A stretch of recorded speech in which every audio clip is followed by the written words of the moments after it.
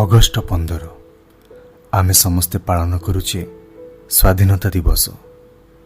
କିନ୍ତୁ କେତେଜଣଙ୍କ ମନରେ ଅଛି ଆମେ ଆଜି ବି ସ୍ୱାଧୀନ ହେଇନୁ। ଏହି କଥା କେବଳ ସେଇମାନଙ୍କ ମନରେ ଅଛି ଯେଉଁମାନଙ୍କ ମନରେ ଭୟ ଅଛି। ଭୟ ଗୋଟେ ଝିଅର। ରାତି 8ଟା ପରେ ବାହାରକୁ ଯାଇପାରେନି ସେ, କାହିଁକିନା ସେ ଶୁଣିଛି ଅନ୍ଧାରରେ ରାକ୍ଷସମାନେ ସୂକ୍ଷ୍ମ ଜିନିଷକୁ ନଷ୍ଟ କରିବାକୁ ନିଜର ସ୍ୱାଧୀନ ଭାବି ନେଇଛନ୍ତି। ଏମିତି ଦେଶରେ ଆମେ କହୁଛେ ଆମେ ସ୍ୱାଧୀନ ଅଛେ।